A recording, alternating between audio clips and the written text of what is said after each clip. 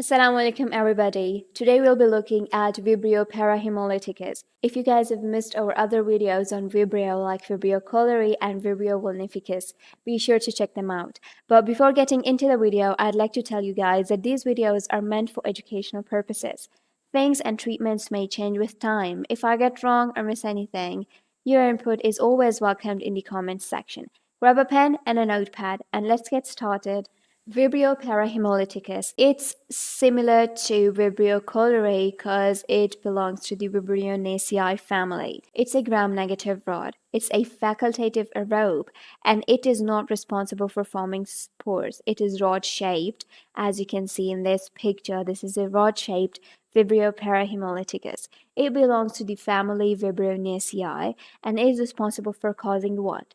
Diarrhea. To be specific, it causes watery and bloody diarrhea both, and it can also cause gastroenteritis and certain other GI-associated diseases and wound infections. Vibrio parahaemolyticus is oxidase positive. It is flagellated, which makes it motile, and it grows better in 8% salt solution. I've got a good news for you all.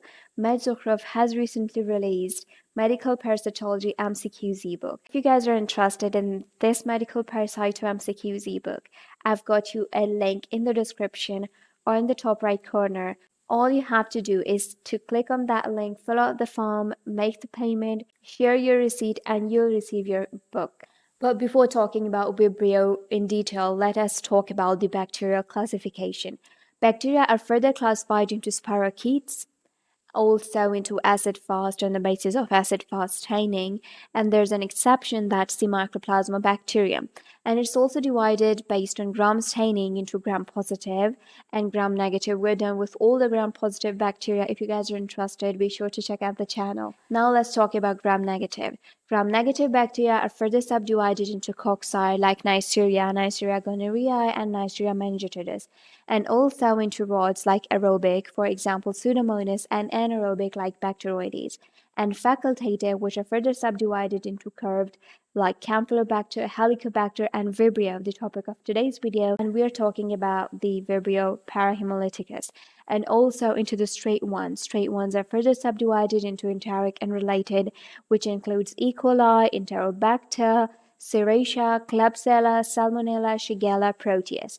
Also into zoonotic, that includes Brucella, Francisella, Pastorella, and Yersinia. And into respiratory, that includes Haemophilus, Bordetella, and Legionella. Vibrio are further subdivided into Vibrio cholerae, Vibrio parahaemolyticus, the topic of today's video, and Vibrio vulnificus. Lecture outline. We're done with the introduction and classification. Now we'll be looking at morphology, habitat and transmission, pathogenesis, clinical findings, lab diagnosis, treatment, prevention, and at the end, as usual, we'll review the lecture. Morphology.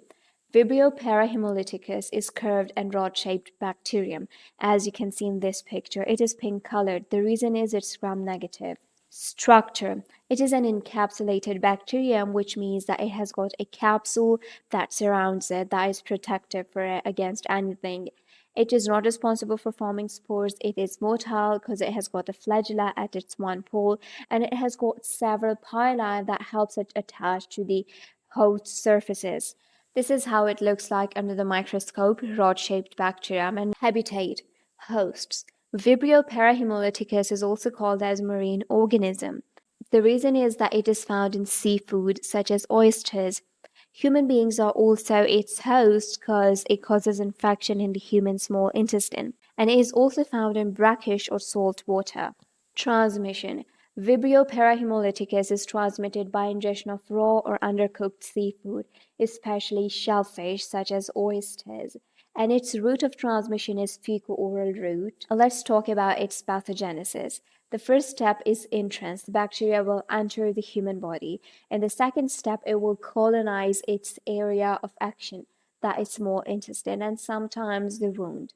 The third step is production of virulence factors. Then it will produce its virulence factors and will use them, like the enterotoxin, type 3 secretion system, and TDH, that is pore-forming toxin, and GEF-A, that's a protein. It will utilize all of them and will do what? It will invade. Invasion is limited, right? And after that, what will happen? Symptoms will appear. So when symptoms appear, what we do, we talk about clinical findings. The clinical picture caused by Vibrio parahaemolyticus varies from mild to quite severe. Watery diarrhea, nausea, vomiting, abdominal cramps, and fever. The illness is self-limiting, lasting about 3 days. Lab diagnosis. We'll need samples of feces, blood. We'll get sample using a rectal swab, and we'll also obtain a specimen while gastric biopsy. And then we'll go for microscopy. On gram staining, this bacterium appears to be gram negative because of the pink color. The spectrum is curved and rod shaped, and it's pink color, as we've talked, it's gram negative, that's why. This is how it looks like under the microscope, rod-shaped and curved-shaped bacterium. We'll also go for the culture of Vibrio parahaemolyticus. Stool sample is used for that purpose, and it is grown on selective media, the thiosulfate citrate bile salt sucrose, TCBS. This is how this bacterium looks after growing its colonies. Disease is self-limiting within 3 days. We'll also go for rehydration therapy. The third one is we'll go for antibiotics. When the disease is mild and it's self-limiting, we don't need antibiotics. But if it becomes severe, then we'll definitely need some antibiotics to treat it, and that is going to be doxycycline. Prevention. Proper refrigeration of seafood is required in order to prevent Vibrio parahaemolyticus from oysters or any other seafood getting into human body. Proper cooking of seafood is required. Avoid exposure to brackish or salt water, because if a person has got open wounds and they get in contact with brackish or salt water, bacteria can enter from that water into the wound and will definitely cause the infection. Alright guys, let's review everything in this short table. The organism we discussed today is Vibrio parahaemolyticus. It is responsible for causing diarrhea, gastroenteritis, or any infection related to wounds. If there are open wounds present in a person and person comes in contact with brackish or salt water, and Vibrio parahaemolyticus gets into those wounds. Mode of transmission. This bacterium is transmitted via fecal-oral route and also by eating raw or undercooked marine foods. Hosts are humans, marine shellfish, and salt water or brackish water. Diagnosis is based on gram staining, microscopy, and culture. Treatment will go for rehydration therapy and antibiotics like doxycycline. And that's it for today's video. I hope you guys enjoyed it. You've learned something.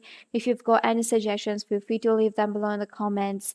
And also, if you want to connect with me on my socials, I've got my Instagram and Twitter with the handle medzukhruf in both.